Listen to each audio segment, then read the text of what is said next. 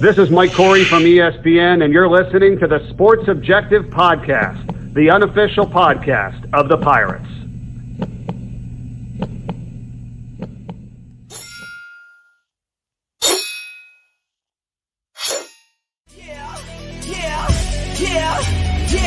My heart is purple and gold. I'm a pirate down of my soul, and I don't back down, not at all. Find out when the cannons explode. From the sidelines down to the post, put it down like not even close. All out to the last whistle blow. From the flag with the soul and crossbones. Everybody stand up, get your hands.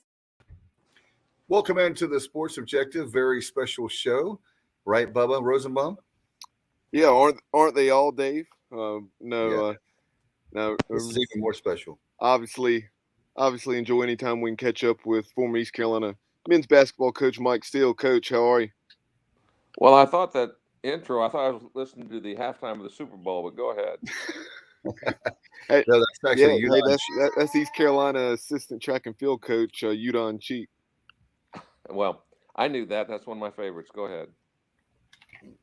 Well, this is going to be entertaining. I love it. No needs for therapy. You can just have Coach Steele on for a show. It's awesome. Coach, obviously wanted to have you on talking basketball, specifically right now with East Carolina basketball with Coach Dooley. I want to get your thoughts on that. Well, I thought we had a great win at Tulsa, which, anytime you're struggling and you win on the road, then that shows your guys haven't quit, which that's a good sign, because February is the time when you watch guys and they either pound it through, they grind it out, or they quit listening and they just, they just don't bust it. And so and then the first half against SMU, I thought we really played good. The second half, SMU is really skilled. We didn't play this team, and I think probably experience-wise, it just seems like if we have a couple things go wrong, then we struggle. We struggle scoring, but we beat Memphis, who's now playing really well. We should have beat Cincinnati, who's won 18 or 19 games. So we're obviously capable, and I think we've got some young guys that have a chance to be really good. Just we were talking before in the green room about certainly about Coach. I'm a huge fan, as you know, of Coach Dooley. You and I have talked back in the green room about we've had great coach after coach, including I know you won't do it, but I'll put you in that mix. And I think the easiest thing to do to tell the administration of the Ward Building is not bring Dooley back. Let's get another coach. Another 4 years, we'll get another coach. And repeat that every 4 years. And guess what? You won't have a basketball program. And not only that, but we're only spending $1 million a year on a basketball program in a big boy league. The American is a great league, as you know, and it's very difficult to compete if you're only spending $1 million a year in the American. Yeah, we've had since I was gone, we've had, I don't know, maybe 8 coaches, and 4 years is usually kind of the benchmark. I think it's like every presidential election, every 4 years we get a new coach.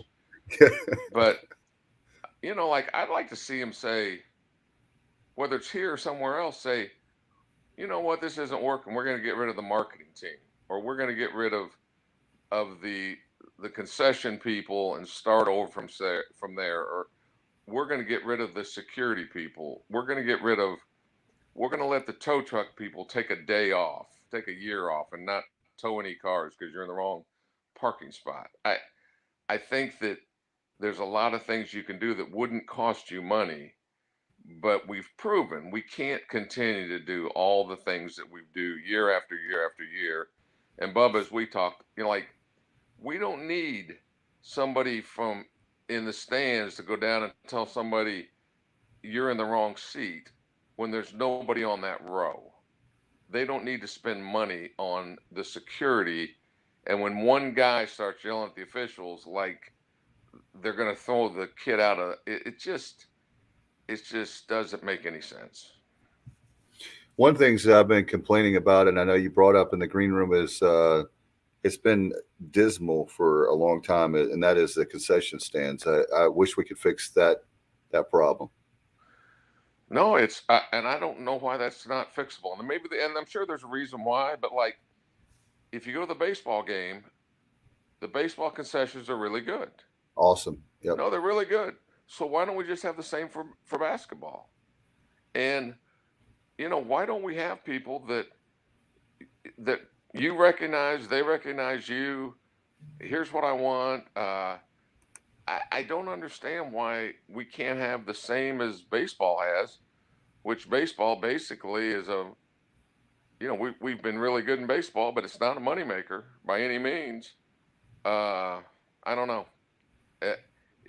But it's the same issues year after year after year. And that very thing is that it's easy to say, okay, we're not going to bring Dooley back, but the elephant in the room is the commitment to basketball, right? I mean, so it doesn't matter which coach you put up there. They're kind of like a sacrificial lamb. Sorry if that hurts anybody's feelings, but they're kind of like the sacrificial lamb every 4 years. And then you get another guy and another guy. And it's like the definition of insanity. The commitment to basketball is definitely lacking. It's been lacking for as long as I've been a student. I went to your basketball camp in the 80s. It's been lacking as long as well, actually not yours. It was Coach Harrison right before. But it's just been that. I was going to say, if you came to mine, I didn't realize we took 25-year-olds. Yeah, exactly. College kids at Coach Steele's camp. I don't know how you snuck in. I guess we just needed the money, but go ahead. Yeah, but that very fact of it's been as long as I've been a Pirate fan since I was 13 years old, it's been that way where we've never been, and then people say, well, why is basketball not good? Well, I'm not saying that we have to overspend on basketball, but at least make it where it's competitive. And Bubba told me there was way more than $1 million for basketball, but I was told, isn't it last in the American, Bubba? Am I at least right on that? I know I'm not the number. Yeah, I do not know what the annual budget is for basketball. Coach Dooley's salary is just shy of $1 million, but I'm pretty sure I've heard Cy Seymour, as well as others, on various programs, be it Pirate Radio or 94.3, talk about the basketball budget, and pretty sure it's last in the American. Well, and it's really not how much you pay Coach Dooley; it's all the other stuff. Exactly, Coach. That's something I was telling folks here recently. Yeah, it's travel and expenses and assistant coaches, but I think as much as anything, you ought to be able to go to the games and know it's just going to be fun. It's going to be a fun atmosphere. You can't wait to take your kids, your grandkids. It's just fun. And sometimes it's just too much work. And it shouldn't be. It shouldn't be any work. They basically, every time you go in, someone should say, thank you for coming. Because that's we got to get people out, and they got to figure out a way. And for me, they got to figure out a way how they can go door to door with marketing and figure out how they can get tickets and if you get 5,000 people in there, it's a hard place to play. It's a hard place to play. They don't need 40 like they do in football. They need 5,000 people. And for me, I would say the marketing, I'm going to pay you X amount of money, but if you get 5,000 and average that, you're going to get 100,000, 200, whatever bonus. But it's just never been that way. It's never been like, what do we need to do to get 5,000 people? Now, the easy thing is say, well, if we win, we'll get 5,000 people. But it would be a lot easier to win if we had 5,000 people. Right. Yeah, right. Coach, we had this conversation several weeks back. We had B. Pays, who has done some work there in the radio business over the years, East Carolina alum from the mid-'90s, and we were just saying how in some ways you almost treat it as much as you can, kind of like minor league baseball, like you're saying, as far as making it fun and doing some things that are outside the box for Division I basketball. No, you could do anything you want, because if it doesn't work, who cares? You know, I mean, like, I guarantee you, instead of like at halftime, do the shootout, have somebody pay the insurance, and if you make a half court shot, you win a car.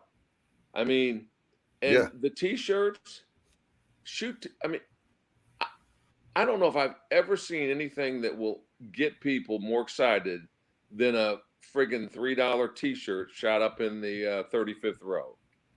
I mean, when I was coaching, when I was coaching, they had the t-shirts were from Mike Aman from Dunkin' Donuts, Dunkin' in the CAA with Blue Edwards. And about halfway through the season, one of the marketing people said, "We're not going to do that anymore. We think it's too dangerous." Excuse me? We think it's too dangerous. Someone might get hit with a t-shirt and we might have liability. Like, you can't make that up. Yeah, you can't make that up. No, but they need the whole concept atmosphere needs to change before they do anything with personnel. That's just my opinion. Yeah. In fact, can you put that comment, Bub, up on we have one of our favorites, Tony Parham, Coach Steele, a great guy. Yeah. Tony, I want to give you a shout out to him. And that's one thing, like you being a former coach, former players, it's like that very fact of when you had the steel mill. But how do you get that? That's one thing, Coach, we were asking about getting the students. Can you like give pizzas out there? What do we have to do to get more students there? I mean, you're more of a master of that than a lot of the coaches. No, it's funny. When I was coaching, we went to all the fraternities and sororities, and I told them, I'll never forget this. Like, I said, I don't care what you guys need to do to get fired up for the games, but you need to come in there and be fired up. I don't care what you do. And I got called in, and they said, "It sounds like you're encouraging them to drink." And I said, "Well, Miller Lite is sponsoring the Pirate Pigskin Pig Out. So we're being somewhat hypocritical here about, like college kids are going to drink, but Miller Lite is one of our big sponsors." So I really didn't care what guy, but you gotta go and tell them how much that you need them, and make them feel like it's a big deal that they're there, which it is. And then once they're there, you can't drag them out because they're yelling at the officials. They need to go. We need to have our security people go spend one game at Cameron and come back and say, "Boy, our students are really nice kids." Our students, I had no idea the language that these smart kids in Cameron use. That would be one of my suggestions. And Bubba, we were talking about the very fact of speaking of the students, but Coach, with the way that Menzies is now with Williams Arena, with those players, when the fans are so close to the coaches and players, I mean, that lower bowl is very, very loud, as you know, Coach. You were talking about getting the fans at about the 5,000, but even that lower bowl, if you get that place packed first, when they do the holiday, when the students aren't there and they give them the tickets, like, what is it, $8? I mean, that's always been great, but maybe they should do that more, Coach. What do you think? Well, again, I think that if you're out on the pavements talking to businesses and you can get 25 tickets, you can get 50 tickets, you can get this, whatever it takes, because once people get there, if you win, like, I guarantee nobody that went to the Memphis game didn't come back for the next game. But then it's kind of a short term. But if there's 5,000 people there, and we were there, I coached there when we beat Lefty, our team did, and we beat Richmond, and the place you couldn't hear. And then when Coach Herring was here and we beat Louisville and Marquette, you couldn't hear the person next to you. Yep. And we probably didn't have anybody on our team when Billy was here that could have played for Louisville or Marquette. Marquette went to the Final Four that year, but the crowd made a big difference. And it really affects the officials who say it doesn't, but it does 100%. Just ask Tim Floyd, right? Yeah. You remember that game? Oh, yeah. I know Tim. And you know what? After the game, Tim came over and he said, "Hey, Mike, how you doing? How's the family? How's the kids? How's Drew doing?" He was just as calm as could be. And that was after basically all of his coaches got thrown out of the game. It was beautiful. Yeah, it was beautiful. That the very thing with basketball, with we were talking about that. One of the things that Pays and I were talking about, and Bubba, want to get your thoughts being a former coach. Why don't we do any kind of basketball fundraiser, any kind of kickoff party, anything you were talking about, light up the fans? I mean, I just feel like that's something that the other programs do that we don't. I was just wondering why we don't do that. Or I don't know. I don't know, because like I said, I would try anything. And if it doesn't work, you don't do it the next year. You try something else, because what we've been doing, I think we've had, and this might be an exaggeration, but I think we've had 5 winning seasons in maybe 50 years. That sounds right, Coach. I had one. Joe had one. I'm hoping Joe can get 2. If Joe gets 2, Eddie Payne had 2. Joe had 2. You had that one. 15. I don't know if Joe had 2. I mean, I don't know if he had 2. Joe's first 2 years were winning seasons, because there were those. That was we had 4 years in a row there in the 90s, 93 through I guess 97, where we had those 4 straight years of we went 15 and 12, 18, 11, 17, 10, 17, 11. Bubba, I'm going to go back in and check. I don't think you're right. Yeah. But Tony said he was there for 4. I promise you I'm right, Coach.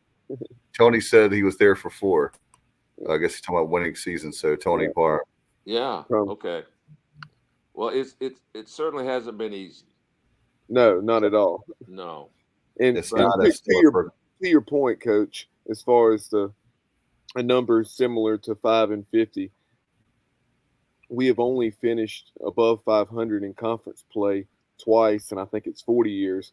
And both of those seasons, one was under Joe, 9 and 7, and one was under Jeff Lebo, 9 and 7. So yeah, the 2 times we finished above 500 in league play in 40 years was 9 and 7. No, and one of the things that people are just saying now, but like people right now are saying, if Joe doesn't early in the season, if he doesn't get to 9 and 9 in the league, then we need to fire him. Like, what are you people on? And not good, not a good high.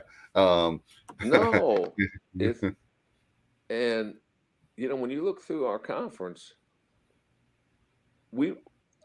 Not only the 3 that are leaving, but the other one, it's a good conference. I mean, it's a good conference, and it's a competitive conference, but we're close, but we've lost, we lost some close games, but you're going to lose. If you're going to have 10 close games, you're going to lose some of them, but we're closer than we've been in a long time. Hey, Coach, I love this from Chuck. He says, do they still have Midnight Madness? Bring Blue back to shatter some backboards. I think the last time we had Midnight Madness was Halloween. Yeah, so we're not going to. So the point is, yeah, we're not going to do it.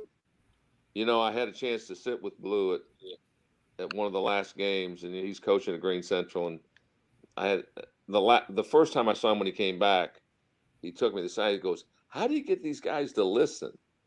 I said, "Now that's pretty funny coming from you, really. That's pretty funny." The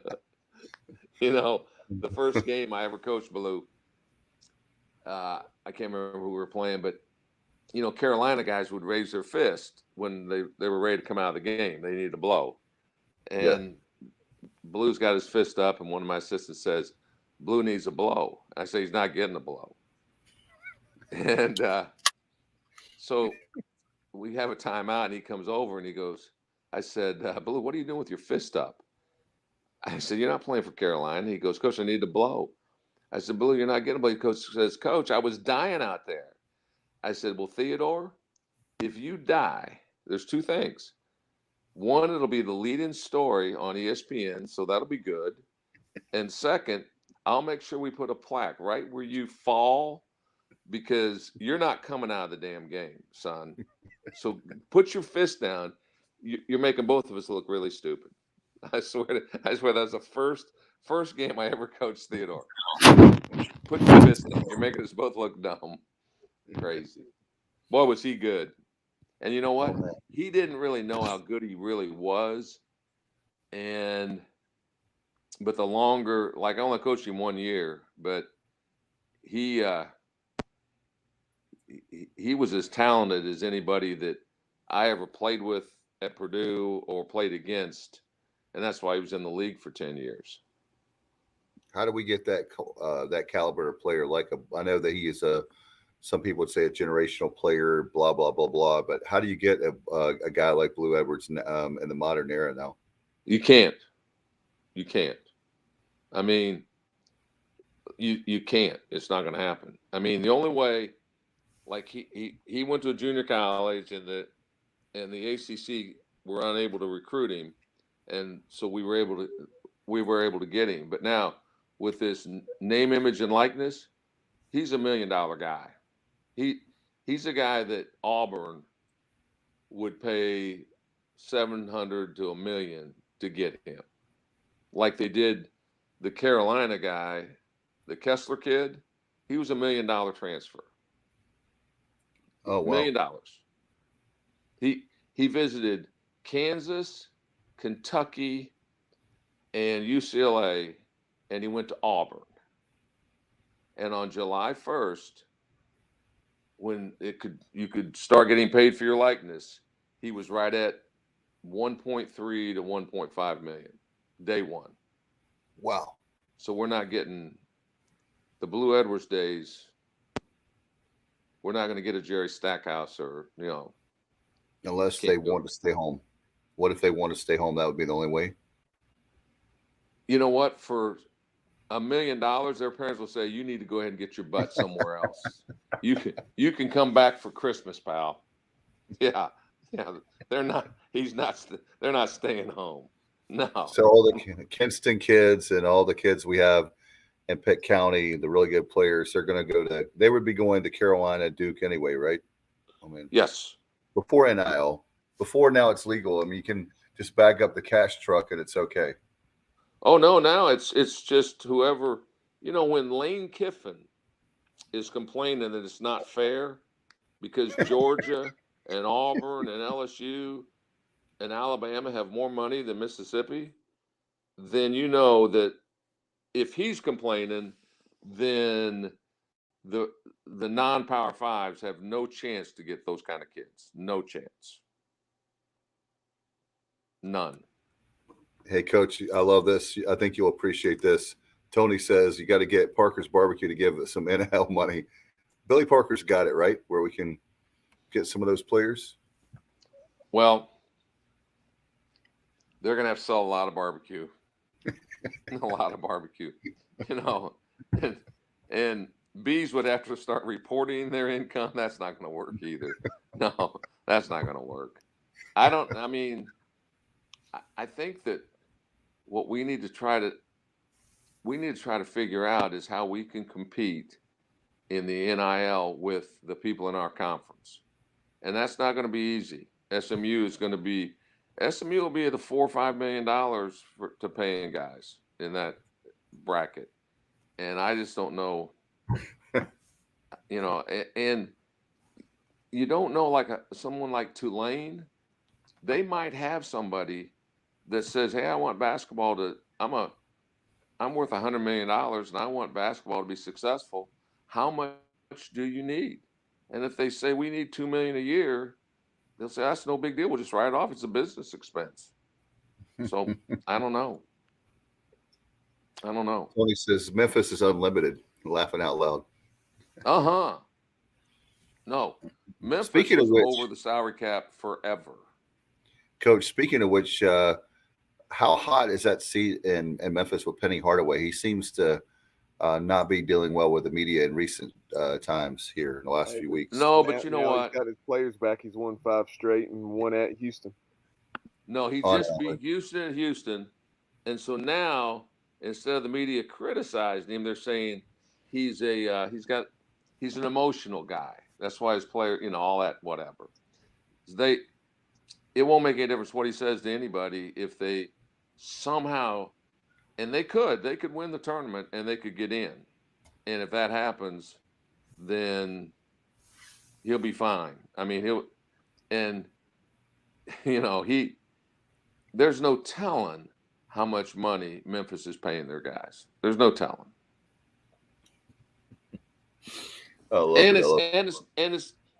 It's just like the guy at Auburn. He's been kicked out of basketball twice for paying guys, but now it's legal. I mean, all he has is experience on cheating. And Auburn, now he's the coach for life, right? Oh yeah, I sent. It said Auburn locks up Bruce Pearl for life, and I sent Matt Painter that, and I said the NCAA should have done that 20 years ago. Yeah, and he just said no. That's a good point. No, but and coaches have said now that, like, if they know Auburn's recruiting a kid, they just say we're not going to get him because Bruce Pearl's got access to a couple of guys that have got unlimited resources, and they just say we're not going to get him. About the only one that hasn't said that is Kentucky, because they got a lot of money there too. Yeah, they're honest people there in Kentucky. Oh yeah, no, they here. Let me give you the winners for the Kentucky Derby next year if you come here. It's beautiful. Hey, Bubba. Yes, sir. What I think that the conferences like us, and I say like the Sun Belt and Conference USA, I don't know what's going to happen. What's going to be the difference between us and the 1AA? Because the last thing that they want is another Cincinnati to be in the playoffs. I don't see that happening. So you think that was one and done? What do you think? I mean, here recently in the college football playoff expansion has certainly hit a snag. Well, I'm sure, like you're saying. Yeah, the problem we have is we have too many egos in college football to the point of where they're bigger than the game. So as long as they're bigger than the game, the college football could be the number one sport in America, but they're just not. They're not smart enough to get out of the way of that. I mean, you know what though, Dave? Like, I'm sure you guys both saw. I mean, last week the SEC cut a check for $56 million to every school. $56 million. And that's not their attendance. That's strictly from the conference office. And last year, because of COVID, they wrote a check to everybody for $23 million just because they didn't, they might need the money. $56 million. And that doesn't include expenses of you into a bowl game. They're going to add that on. It's just a different animal. What would we do with $56 million? The TV money with the American of $7 million or whatever, a little over $7 million. That's the reason, that East Carolina stays with the American as opposed to, like you're saying, a more regional league that would be a lot of fun, like the Sun Belt, at least for the time being. No, I agree. I think eventually, and I can certainly be wrong, but I think these non-Power 5 conferences are going to have to look at travel and figure out who they can play. And I mean, I just think that, especially out of conference, I can't see anybody flying anywhere out of conference. Like, I can't see, and I'm sure the game's already scheduled, but like, I can't see us playing West Virginia. Why would we go play West Virginia? I mean, it's a horrible place to play. You can't get in. The fans are brutal.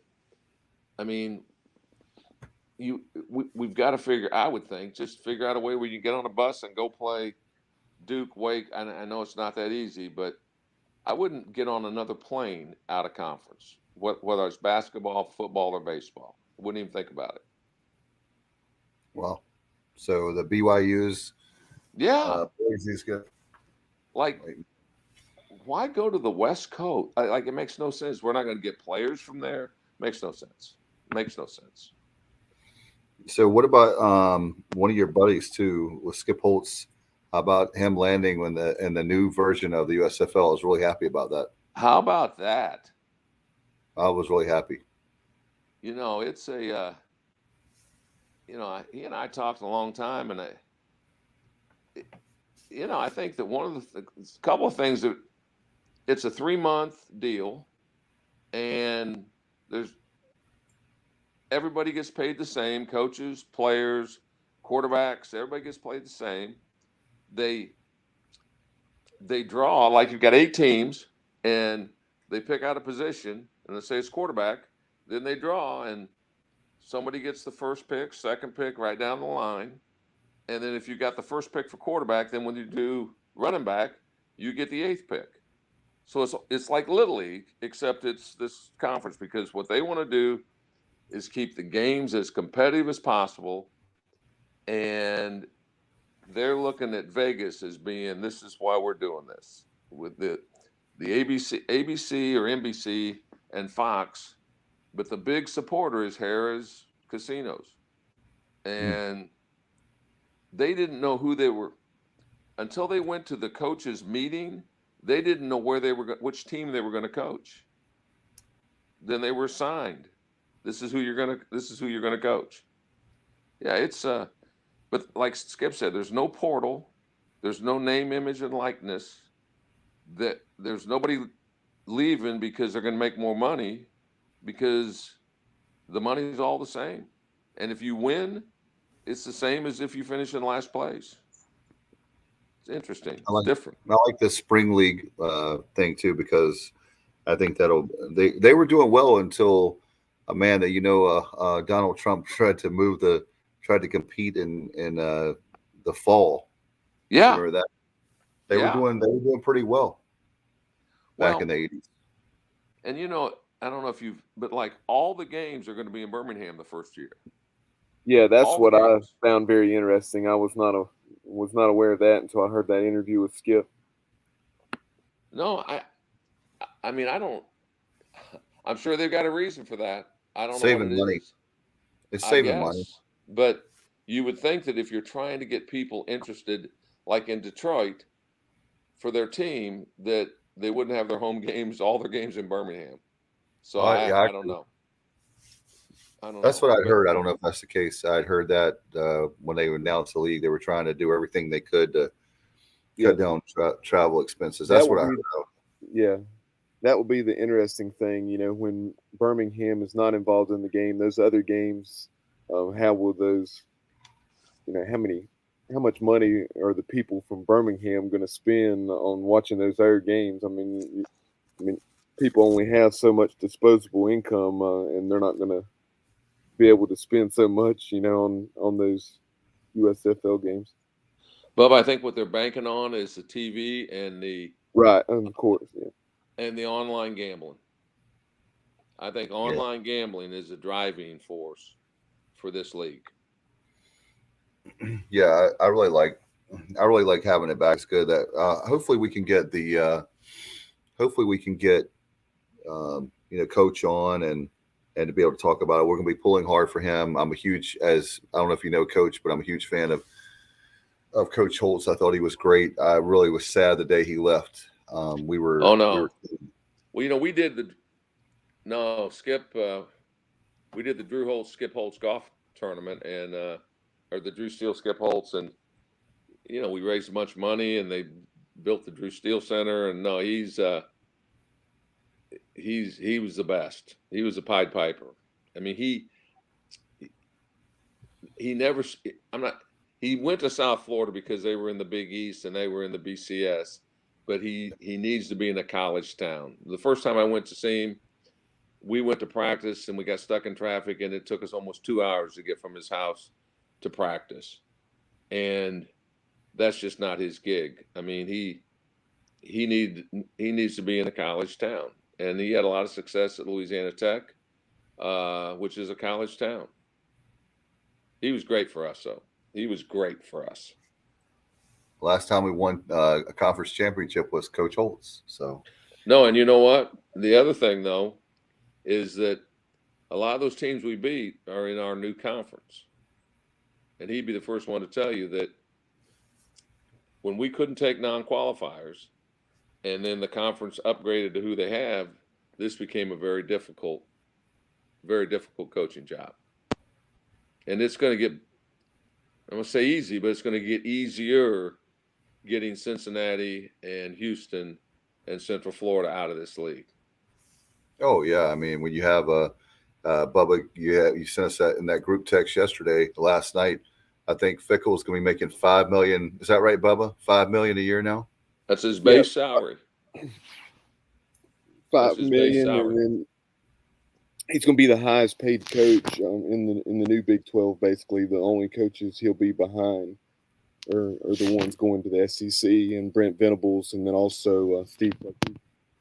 No, and the guy at Houston had a great agent because $4 million, right? Well, he got $1 million raise immediately when they joined the Big 12, and that was written in his contract. He was making $3 million, and if they went to the Big 12, he makes $4 million. Wow. Yeah, that's nice. That's a good agent right there. No doubt about it. No doubt about it. So as far as the rest of the season, how do you see the Pirates playing out? Do you have your thoughts on that? Any hope of having some kind of a little bit of a run in the tournament, being the American?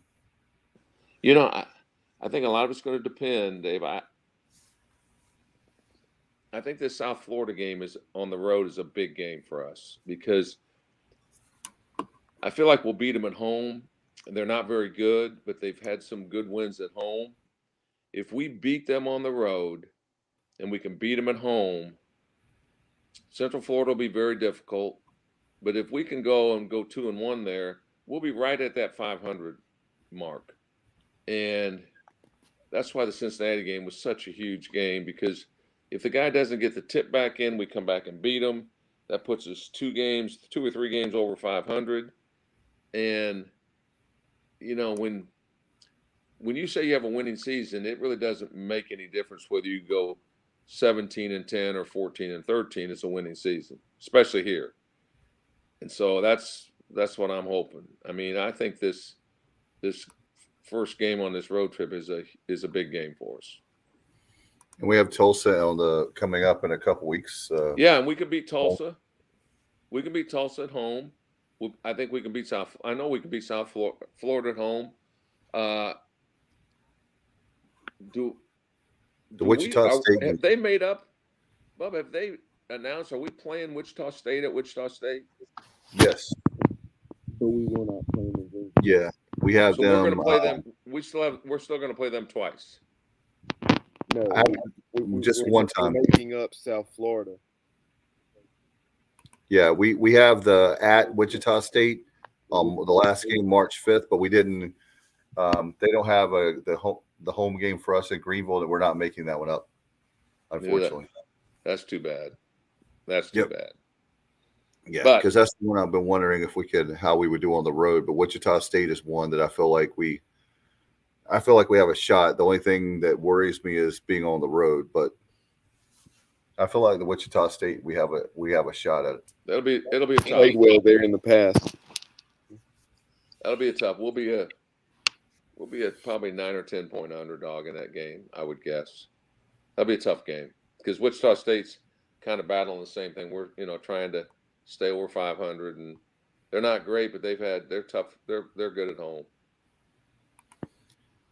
No doubt, it's always hard. It's always hard being a Pirate fan, and certainly with basketball. Do you think? I'll go ahead and ask the tough question. So, if we don't have a winning record, does that mean Joe is not going to be back with us? I don't know. I mean, I don't have I don't have a clue. I hope so, but I'm prejudiced because, I hoped Billy would come back. I mean, I've hoped every coach that I hope that Jeff would come back. I just know that it's just really a tough gig. But I also know that you cannot do the groundhog deal where every 4 years it doesn't work. It just does not work. So that's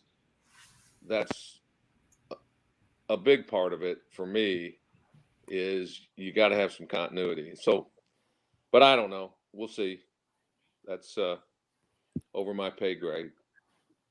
Yeah, that's what I've said, Coach. I mean, unless the wheels totally fall off down the stretch, which I don't think they will, but if you get to 14, 15 wins, I think we're really making a mistake if Joe is not back for next season. Unless that's the decision he makes. But if we make the decision to not bring him back and not extend him and let him go into his 5th year of his contract, and that's a whole nother animal there. Yeah. As going into the 5th year of a 5-year contract and what that can do. But a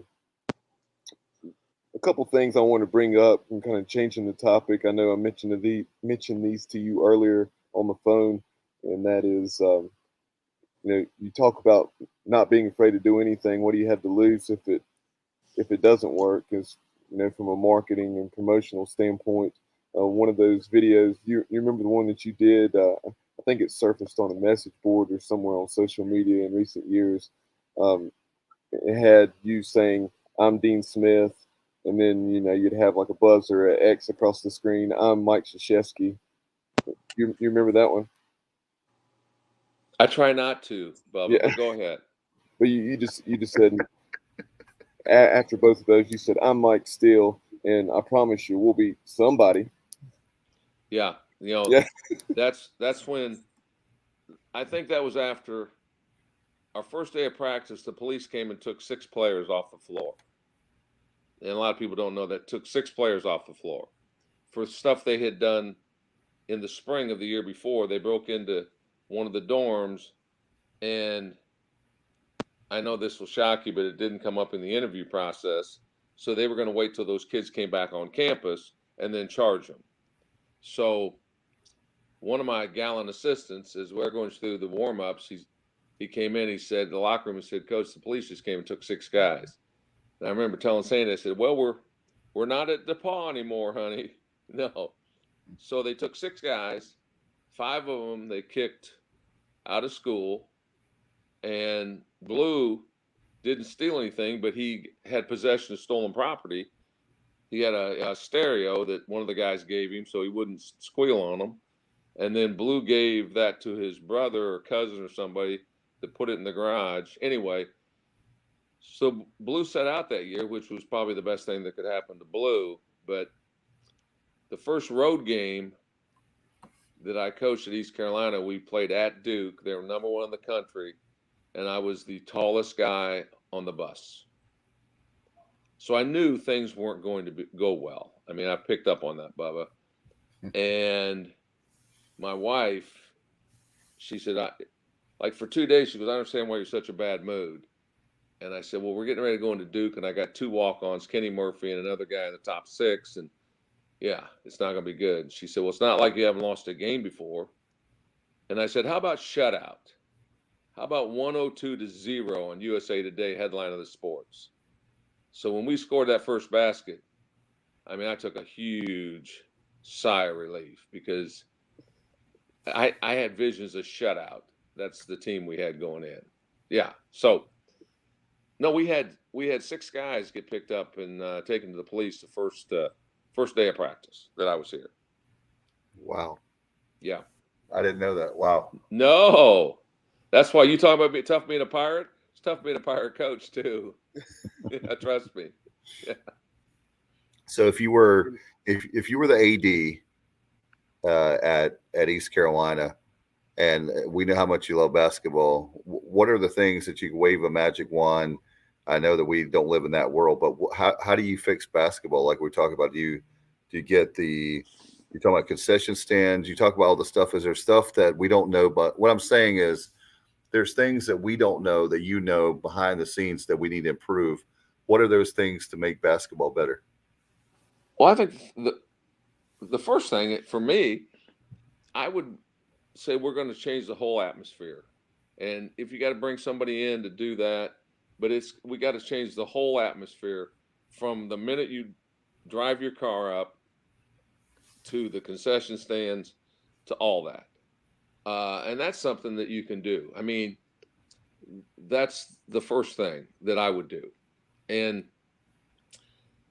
I think that as much as I hate that guys are getting paid, and I don't think I think it's not right. I think that when they put this in, I think they were thinking, okay, if you sell 100 jerseys that have my name on the back, I'm going to get $2 a jersey. Right. The NCAA was incredibly naive when they said this isn't going to affect recruiting. Incredibly naive. So, but if you're going to be in this league, this almost Power 5, the SMUs of the world are going to be raising huge amount of money, and whether you like it or not, you're going to have to get on board if you're going to compete. And so that's one area that I think you've got to hire people that are going to do that. And the thing you worry about is that going to take money away from the Pirate Club, which they desperately need. I don't know. I think that you've got to decide who your coach is going to be, and then weather the storm. If it's not Joe, if you got whoever else comes in, you got to say this is our guy for the next 6-8 years, whatever it is, because I don't think you can. Like Bubba, you mentioned, if we win 14 or 15 games, well, what if we only win 13? It's still the same guy. Right. You still got to, so you got to look at it. You can't put a number on it. Yeah. I think you either say this is our guy or this isn't our guy. Right. And then go with it, because you can't hardly go into your last year. You're a sitting duck with recruiting. If you go into the last year, then other coaches can say, boy, this guy is the greatest guy ever. It's too bad he's probably not going to be your coach for 4 years. And they can negative recruit on a positive way. This guy is really a good guy, but boy, it's just too bad he's not going to be with you for the whole time you're there. So you almost can't do that. And again, that's just my opinion. And I'm prejudiced because I've been on that coach's side. It's not like it's the last guy that's on his contract of a salesman that you can just bring in another salesman. You're not going to lose anything. You got to look at now how many guys you're going to lose if you make a change, how many players you're going to lose. Coach, would you give him a 3 or 4 year extension? I would, but again, that's I'm 100% prejudiced. I'd have given Jeff Lebo a 3 or 4 year extension, so it's probably not the guy to ask. I'd have given Bill Herring the same thing. But you made a good point though. But yourself, you have Eddie Payne, Joe Dooley the first time. When you have Bill Herring, you have Coach Mac McCarthy. You have Lebo. You have yourself. You look at that. There's a lot of great coaches in there. That it's not like they didn't know the game of basketball, right? Well, Bill Herring came to East Carolina. He had won 70% of his games at Drexel. Yeah, exactly. It's not like they were bad coaches. It's not like was sixth, Bubba. He was sixth in the country with winning percentage, and we had some really good teams. But we went from playing William and Mary to playing Cincinnati, or James Madison to playing Louisville. Exactly. Whoever came up with that program, that's when in my opinion, that's when you say, Billy, we're playing these new teams. We're playing Marquette. We're giving you a 5-year extension because we know we're not going to be competitive in this league for 3 or 4 years. There's no chance. You can't prepare for William and Mary, and now you're preparing for going to Louisville. We don't expect that. So relax. because he put so much pressure on himself. I mean, he just he burned himself out. I mean, that's Right. just the reality of it.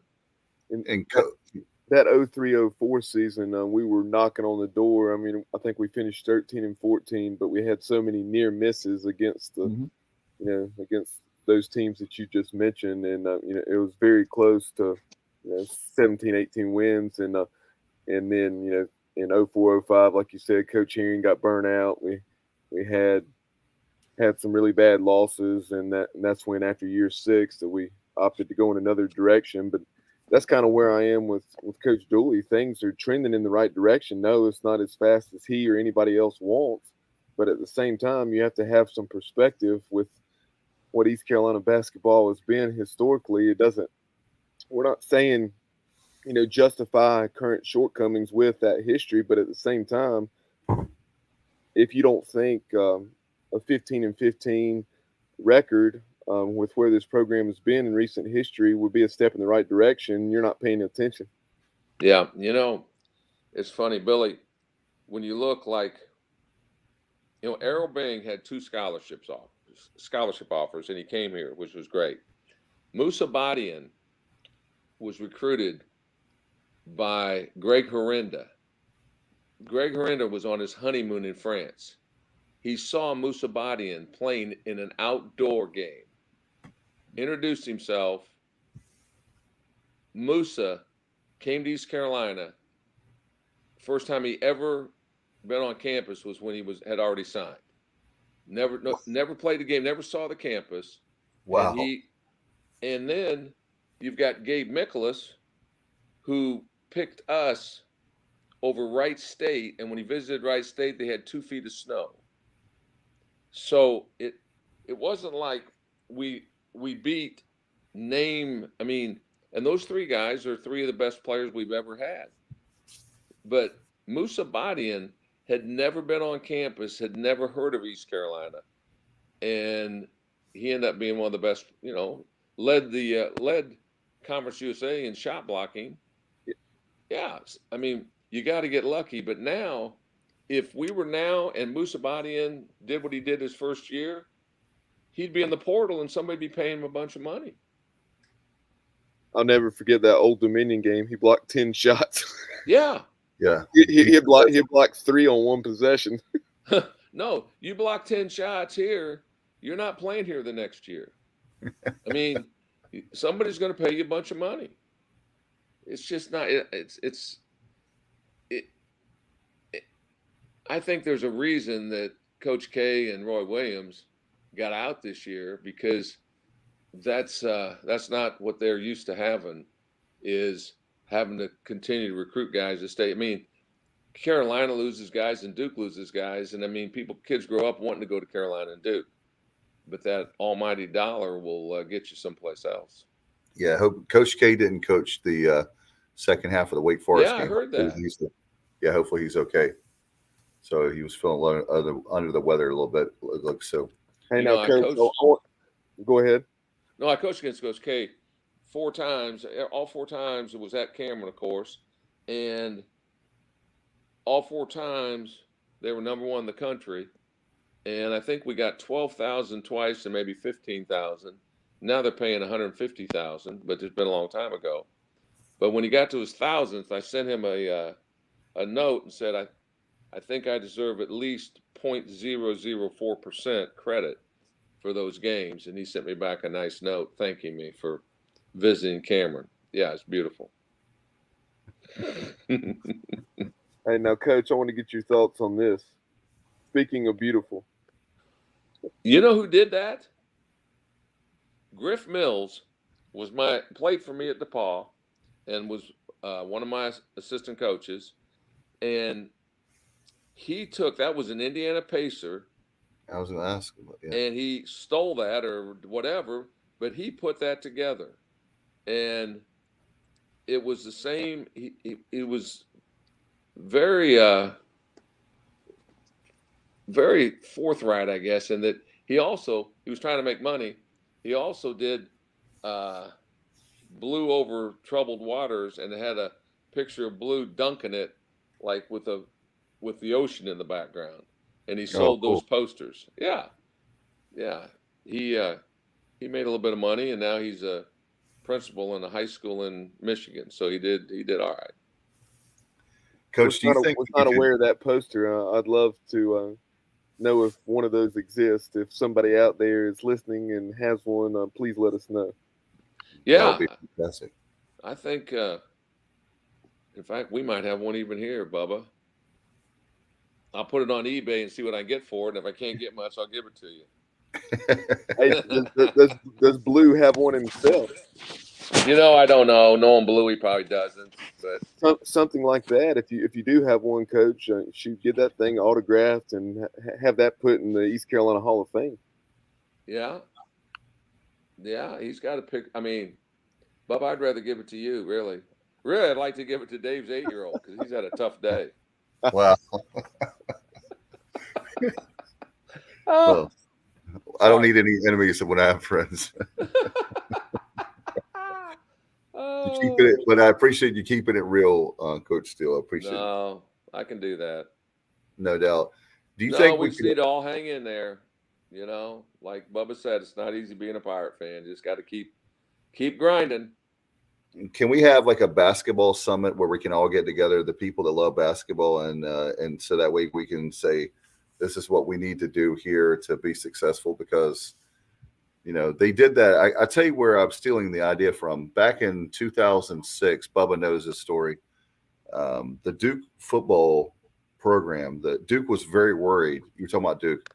They were very worried they were going to get kicked out of the ACC because their basketball, of course, is king. But the football, they were so bad. They had four straight. I mean, they went 0-12, like 4 straight years in a row. So they got a whole bunch of football players together. They had a football summit to improve their football program. I wonder if we could do the same thing for our basketball program to get people that really care about our basketball program to tell the administration, everybody, hey, we've got to do something to improve the basketball program in East Carolina. It's not a bad idea at all. I think that the things that we talked about, I'm not sure it wouldn't save us money, security and all those things. I mean, I think that because the one thing that everybody hates to hear is like, well, that's not the way we do it. Well, whatever way we've done it, basketball at East Carolina, whatever way we've done it, we need to change. I mean, that can't be an argument. Well, we've always done it that way. Well, guess what? Can we have like a beer garden or a bar or something in there? Anything. Because what we've done for the last 30 years has not worked. And it didn't work for the years before that. So let's say the last 40 years, it hasn't worked. So we'll put the summit together and put it somewhere like in Florida or something. Come up with that. Hey, Bubba, can you help me with that? Yeah. We'll have a retreat. Well, going back to what you mentioned earlier, Dave, as far as the tip-off dinner, much like I want to do something much like the first pitch dinner with baseball that generate $95,000 this year. Yeah. Per Cliff, and then I think last year it was like 120 or something. But I've talked to so many former players; they were excited about the alumni weekend, but unfortunately, it was put together 4 weeks in advance as opposed to October or November.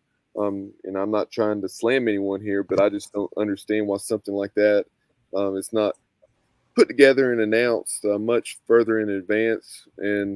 But as far as the tip-off dinner specifically, I know good and well, a bunch of these alums I've reached out to and other people in the community that we could get that 600 to 700 there for a basketball tip-off dinner. Because Dave, you attended the one that Kim McNeil and the women's staff had, and you said they had 250 or 300 people there? Yeah, I was totally shocked. I love Coach a lot. I think it was $30 I paid for the ticket, and I said, I pray to God, they can have a good turnout. And they had the Harvey Hall. I mean, it was between the parents and those of us that are, love basketball. This particular case, women's basketball, the first one they ever had, and they did well. And I was thinking, no offense to Coach McNeil, but I said, Coach Dooley, if we had something like this for men's basketball, I would think we could at least get, wouldn't you think, 500 or 600? I mean, maybe more than that. I don't know, but I was very happy for her. But also, I was thinking, my idea started thinking about men's basketball, that we could do something there with that. What do you think, Coach? I mean, you could No, I even think have. it's a great idea. But again, it's got to be. There's got to be a marketing team. There's got to be somebody or a couple people that go, what do we need to do to make this successful? We haven't done this before. Let's do it, and let's do it full bore.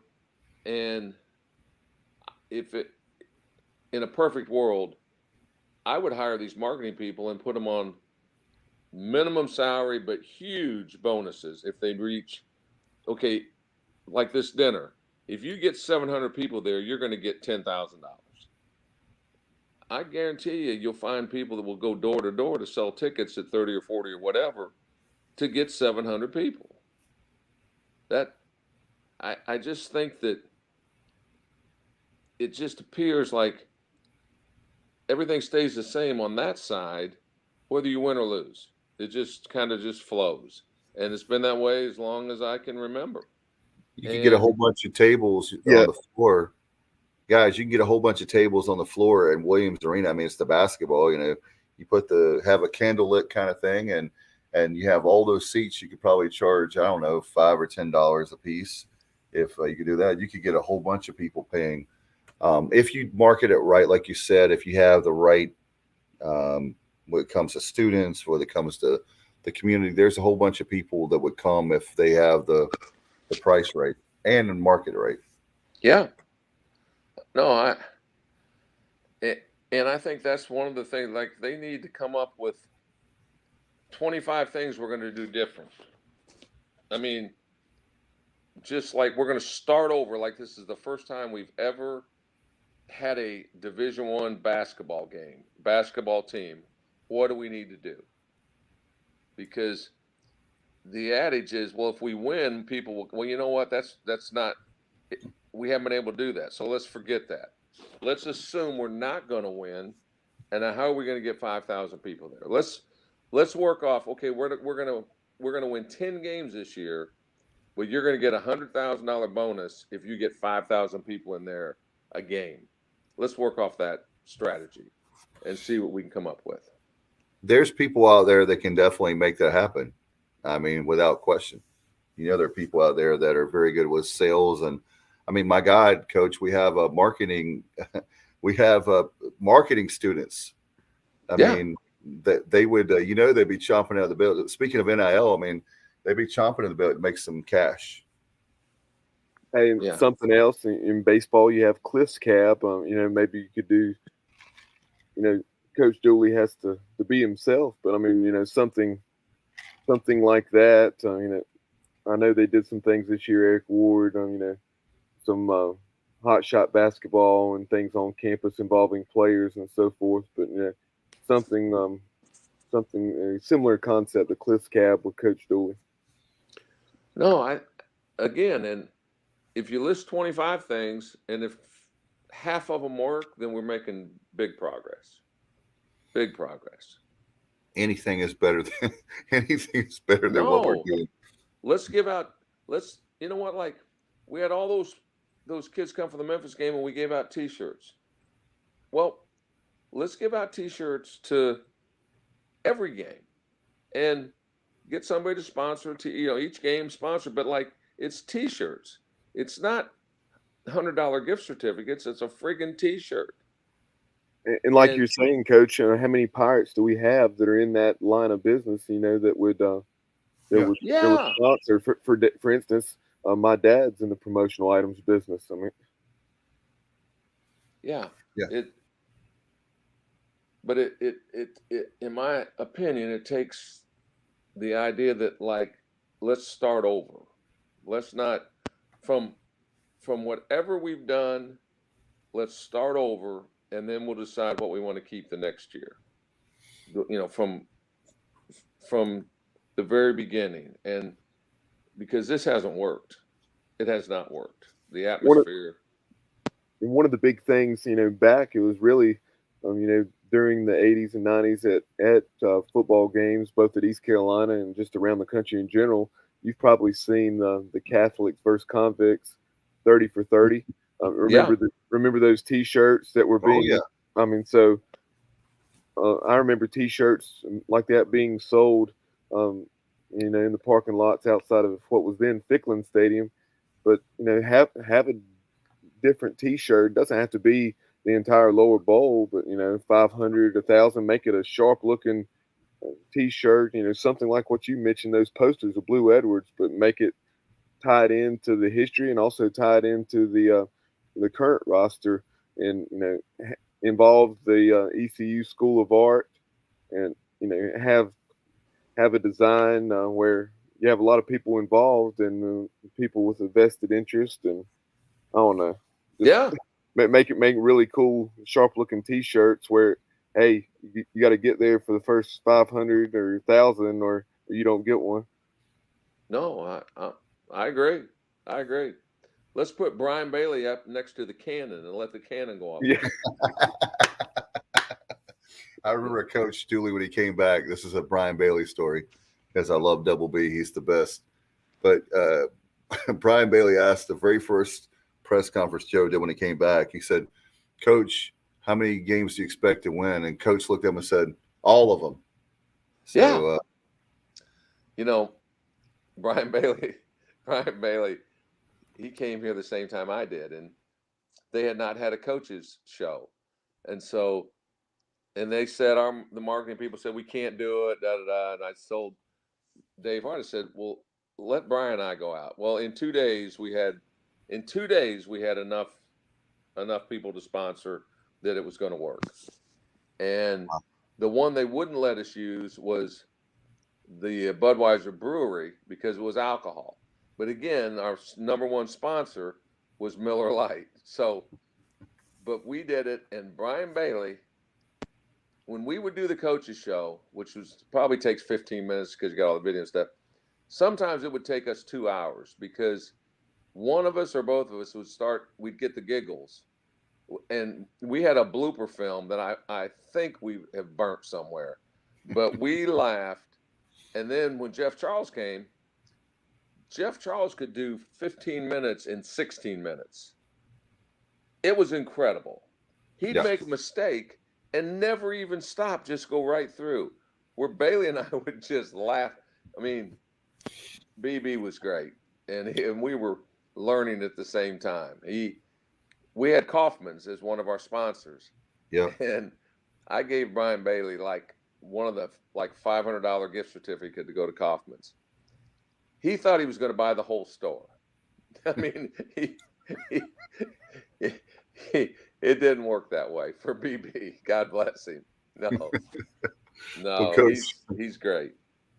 Coach, we've kept you so long. Thank you so much for coming on, and hopefully you won't be a stranger. And I hope that in a couple, here in a month or so, we'll be talking about Joe's back. I'm really hoping, I say this on purpose, the administration, folks in the Ward building, they listen to us. So I'm hoping that they will keep Joe, save Joe, and let's bring him back for a handful of years. I think that, like you said, if you have Purdue, even though we don't have the history like your alma mater, but we need to keep Joe around for a long time, because the continuity is what we are missing. And we need to have that for him for another 4 or 5 years at least.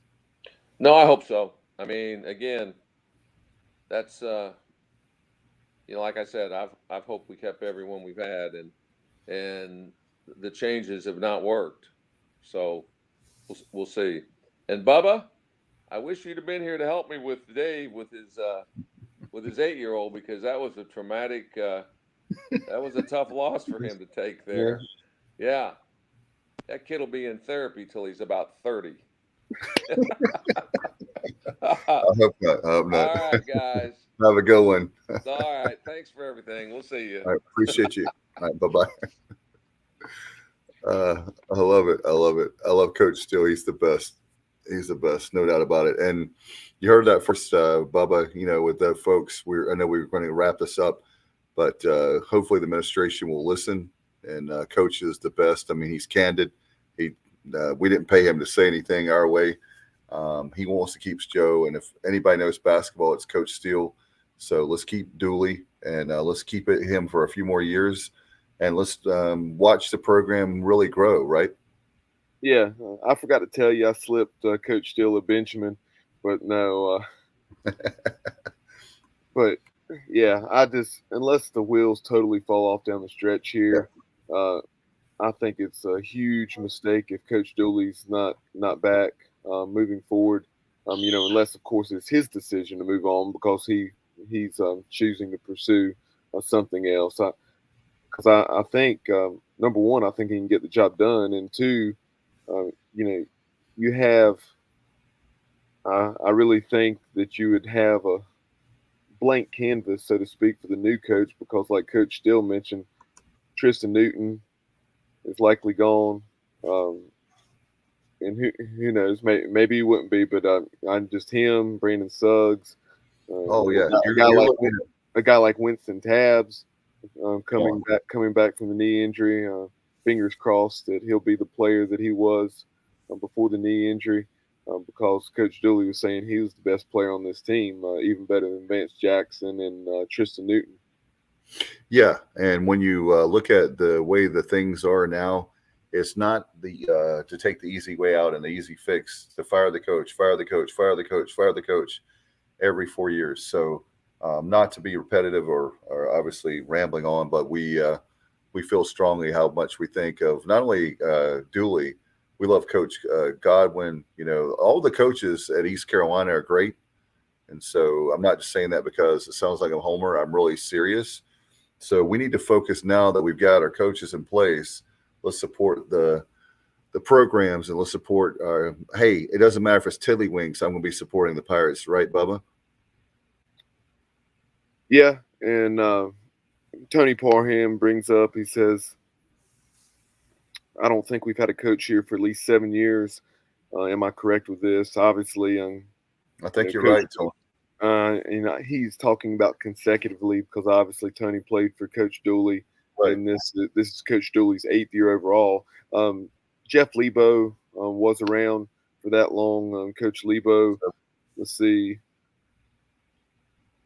He was. I think it was 8 years. Okay.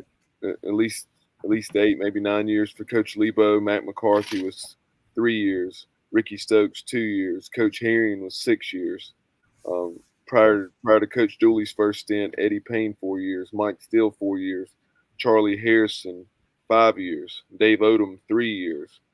Larry Gilman 2 years. Dave Patton 3 years. Tom Quinn going way back to the mid 70s, and then I think maybe even the late 60s, but I think he was here at least probably 8 or 9 years, if not more. So, yes, your point is well taken, Tony. Only Jeff Lebo and going way back to the mid 70s, Tom Quinn have been here more than 6 years consecutively. Yeah, it's kind of like a Baptist preacher or a Methodist preacher. We need to keep them there more than 4 years or 6 years. We got to keep them there for a long, long time. And thank you, Mark, very much. Appreciate you. Thank you, Tony. You're one of the best, my friend. We appreciate you and a lot of great Pirates that played. Gabe, I mean, there's so many great Pirates that watch and listen, not only if it's football, basketball, baseball. We got track. I mean, a whole bunch of swimming. There's a whole bunch of former Pirates that put on that jersey. So we appreciate you guys very, very much, all the men and women that have done that over the many years of Pirate athletics for sure. Bubba, do you have anything before we go? Yeah, just promote our upcoming content. Okay. Of course, over the last, 3 to 4 weeks now, we've been putting out our NCD1 baseball preview. Completed that today. So you have 17 conversations, 15 of those being with head coaches from around the state. Then you also had ACC Network Plus color analyst Larry Sorensen of Wake Forest, and also Corey Smith of Pack Pride, NC State's 24/7 site, to take a look at the Wolf Pack. Really tried to get Coach Avent on. He was complimentary of the job we did a couple seasons ago. Last year, his father had unfortunately passed, but the NC State Media Relations Department. They were not granting requests to non-NC State media outlets. So, unfortunately, could not have Coach Avent, but we really appreciated Corey coming on and giving us an excellent look at the Wolfpack. Wolfpack back on the schedule this year for the Pirates. You also, tomorrow I'll be catching up with Dorothea Forbrig, and she is the women's golfer. Excellent career. I think lowest career stroke average, about a little over 73. So tremendous golfer, pursuing a professional career now. So we'll catch up with her. Just completed her career a season ago. On Thursday night, we'll have Coach O, on opening day eve, if you will, before the opening day on Friday, we hope, weather permitting, against the Bryant Bulldogs. Speaking of the Bryant Bulldogs, caught up with their head coach, Coach Klosterman. And so that's on our YouTube channel. Go check that interview out. It's just shy of 20 minutes. Excellent look at this week's opponent.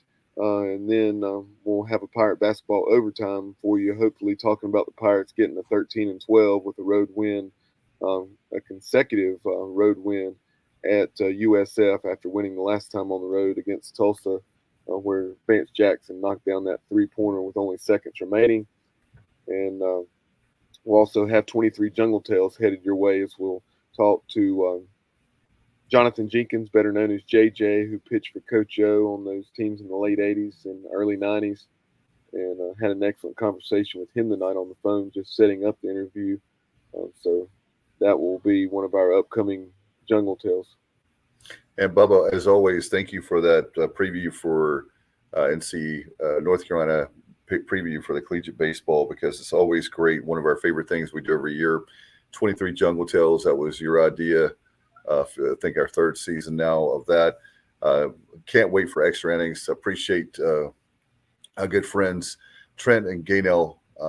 Brett, appreciate them so much for them stepping up for the second year in a row. They're the title sponsor again, Next Level Training Center. My kids both go there. I know, Bubba, if you lived anywhere close to Next Level, your kids would be there. But it's they've treated my kids like $1 million. Not, and the people there didn't know who I am, and they don't know about Next Level sponsoring our show. The coaches there are fantastic. The facility is second to none. I enjoy it every time we go there.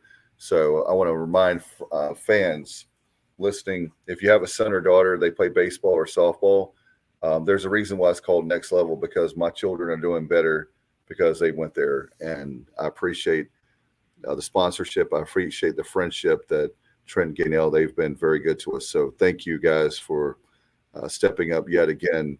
Another great year, and we're looking forward to another great baseball season, Bubba, no doubt about it. Yeah, on Sunday night, as you see there on the screen, we'll have extra innings. As Dave mentioned, we'll catch up with Scooter Rogers, the new play-by-play voice.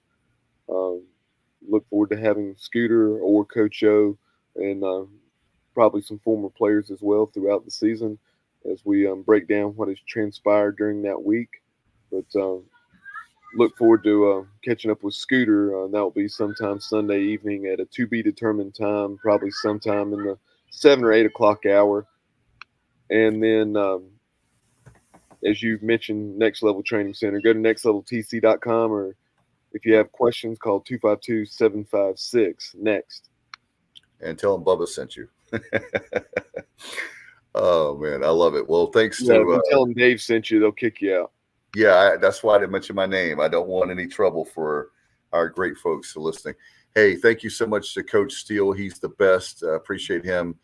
Simply the best, like Tina Turner would say.